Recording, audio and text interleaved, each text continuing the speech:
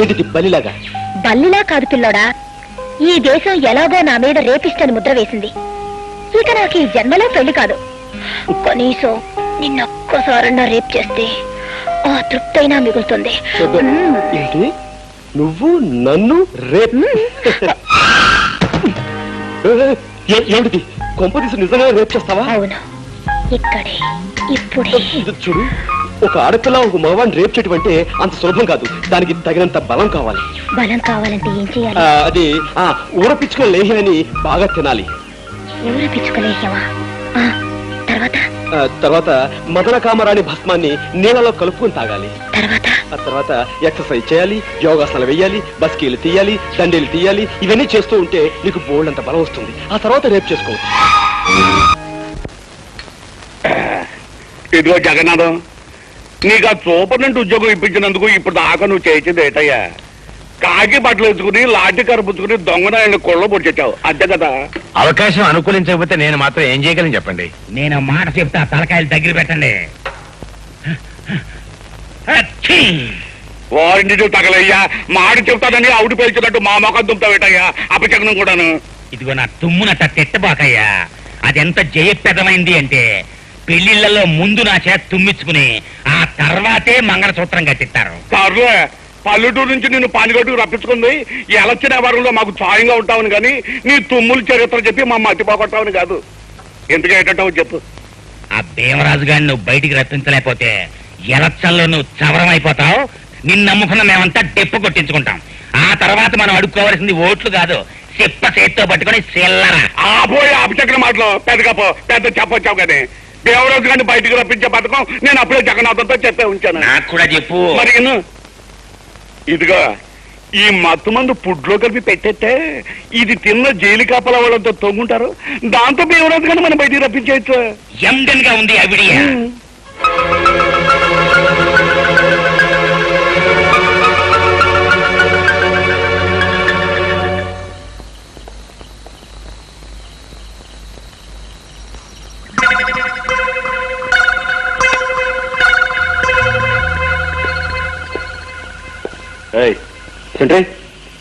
Venkatrao,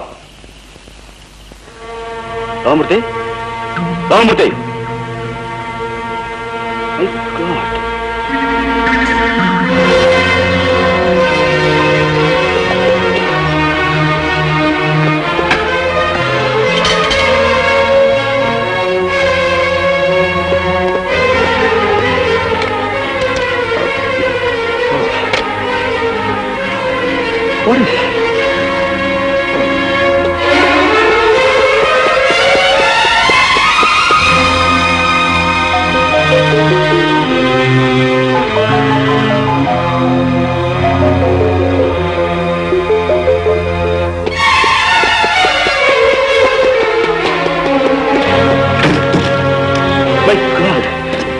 What is it? ఈ జైల్లో ఏదో కుట్ర జరగబోతుంది.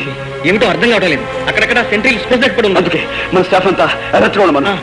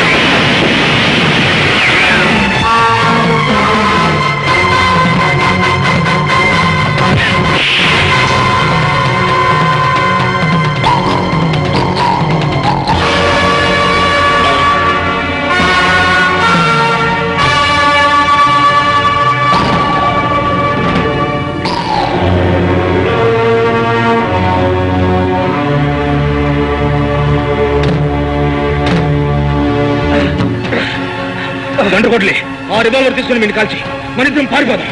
గండ్రగొడ్లి వీడు బయటికి వెళ్తే మళ్ళీ ఘోరాలు జరుగుతాయి. ఆ రివాల్వర్ ఇటువు.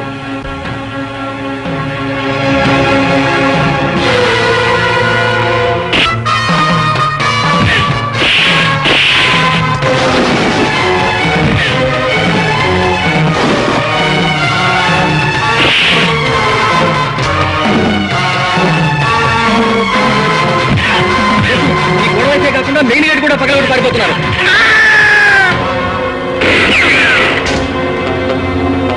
గండ్రగొడ్లి గండ్రగొడ్లి ఇంత దాడి జరగడానికి కారణం ఆ భీమరాజే. వాడు తప్పించిపోవడానికి వీల్లేదు. మిగిలిన వాడి విషయం నేను చూసుకుంటాను. నువ్వు మాత్రం ఆ భీమరాజు విషయం చూడు. అవసరమైతే వాడిని కాల్చేని చంపు, అంతేగాని వాడిని తప్పించుకుపోలేవుకో. ఇదిగోని బాబా రాజా. My God.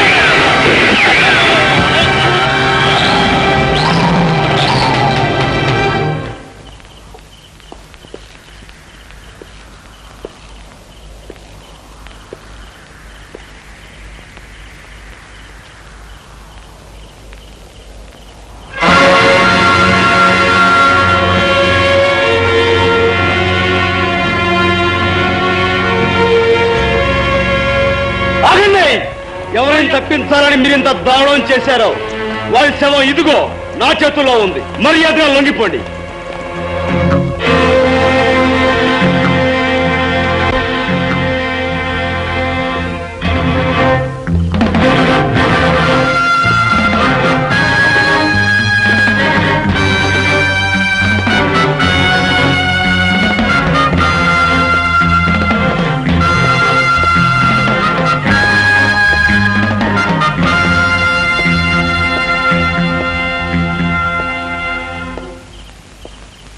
Thank you. ఆ పిస్టల్ ఇవ్వు.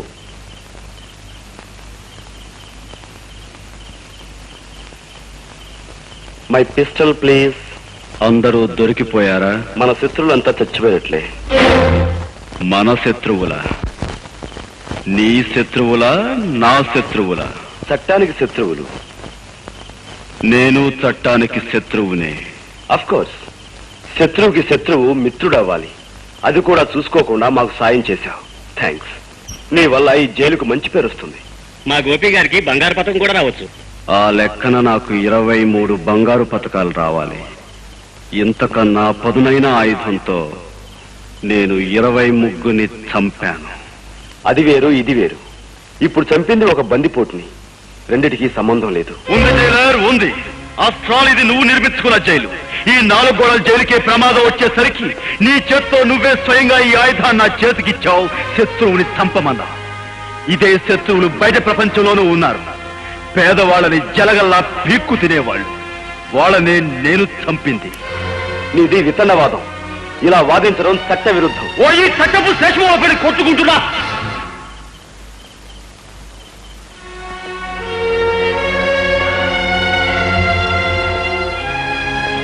నీ విచక్షణ జ్ఞానం మీద నాకు నమ్మకం ఉంది. నీకు ఆలోచించగలిగే శక్తి ఉంది. ఓ భారతదేశ పౌరుడా, ఆలోచించు. చట్టం పరిధిలో ఒక దుర్మార్గుని చంపినందుకు బంగారు పతకం, న్యాయం పరిధిలో కొందరు దుర్మార్గుల్ని చంపినందుకు ఉరి శిక్ష.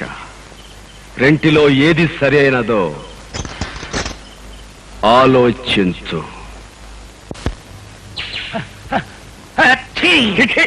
పతిపాట ముందు దరిద్రంగా తుమ్మపోతే నీ నోటికి మాట్లాడతాయా? ఇదిగా నా తుమ్ముని తిట్టబాకండి. అదెంత జయప్రదమైంది అంటే శ్రీరామనవమికి దసరా పండక్కి మైకులు పెట్టి తుమ్మించుకుంటారు నా చేత. అబ్బా ముందు నీ తుమ్ముల చరిత్ర కట్టి పెట్టి ఇస్సారికి రావయ్యా మగడా. ఆ జైలర్ గోపిగానే ఏ అమావాస్య నాడో లేపెత్తే ఇప్పుడు ఈ గోడ ఉండకపోను కదా. గోపి అంటే గుర్తుకొచ్చింది. ఇదిగో కాపుగారు, నేను చెప్పేది కాస్త వినండి. వినవయ్యా. జైలర్ గోపికి ఖైదీ గండ్రగొడ్డలకి చాలా దగ్గర పోలికలున్నాయి. మరి ఇంతకాలం ఆ సంగతి చెప్పేవాయి జగన్నాథం. పీనుగులు బుధాన్ని ఎత్తుకుని ముట్టోళ్ళగా ఓట్లు అడుక్కునేటట్టు మాత్రం చేశావు. ఇందులో నా తప్పే ఉంది దామోదరం గారు. మనం ఊహించని విధంగా మన ప్లాన్లని ఆ గోపి తారుమారు చేసేశాడు. చర్లబాయి తోపతింటూ జరిగిపోయింది ఏదో జరిగిపోయింది. ముందు వాళ్ళిద్దరికి కనెక్షన్ ఏమైనా ఉందేమో కనిపెట్టేసాయి. దాంతో ఆ గోపికని ఉద్యోగం నుంచి పీకిచ్చేద్దాం. ఆ తర్వాత ఆ గండ్రగడ్డలు కాటి సంగతి చూద్దాం. ఓ పని అయిపోద్ది.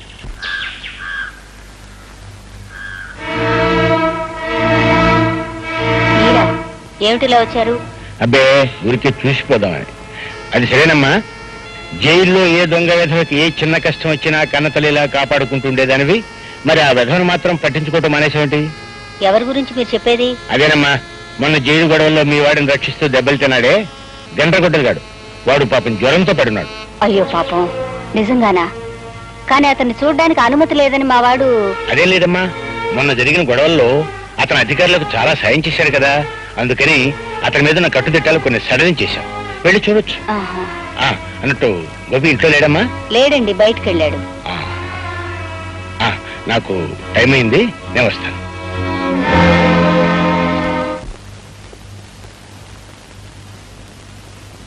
బాబు, నువ్వే కదూ గండ్రగొడ్డలివి? అవును. ఎవరు నువ్వు? నువ్వు ప్రాణాలు కాపాడిన గోపి తల్లిని బాబు. ఉరి ఖాయమైతే నా ప్రాణాలు తీయవలసిన ఆఫీసర్ గోపికి తల్లివా? ఎందుకొచ్చావు? నీకు జ్వరం వచ్చిందని తెలిసింది. నాకు చేతనైన సాయం చేద్దామని వచ్చాను. పీకలు కోసి ప్రాణాలు తీసే ఈ రాక్షసుడికి నీ సాయం, నీ ఉపకారం అనవసరం. నేనిప్పుడెవ్వరినీ చూడదలుచుకోలేదు. వెళ్ళిపో. అదేమిటి బాబు, ప్రేమగా మమతగా నేను మాట్లాడడం కూడా నీకు ఇష్టం లేదన్నట్టు అలా అంటున్నావు? శాశ్వతంగా పోయే మనిషి బంధాలు తెంచుకోవాలే తప్ప పెంచుకోకూడదు. మర్చిపోయిన ప్రేమ, మమత మళ్ళీ నువ్వు రుచి చూపితే బ్రతుకంటే ఆశ, చావంటే భయం నాలో కలగచ్చు. అది నాకిష్టం లేదు. అందుకే వెళ్ళిపోమ్మంటున్నాను. వెళ్ళు. అది కాదు బాబు. పొమ్మంటే మతిలేందాలా మాట్లాడతావే? పోతాను బాబు. నేరస్తుడివైనా మనసున్నవాడివి, మనిషివి అనుకున్నాను. అందరూ నా బిడ్డలు అనుకునేదాన్ని కనుకే నిన్ను ప్రేమగా పలకరిద్దామని వచ్చాను. కానీ నువ్వు రాతి మనిషివి, రక్తం తాగే రాక్షసుడివి, అమ్మ ప్రేమను అర్థం చేసుకోలేని మూర్ఖుడివి. అమ్మా,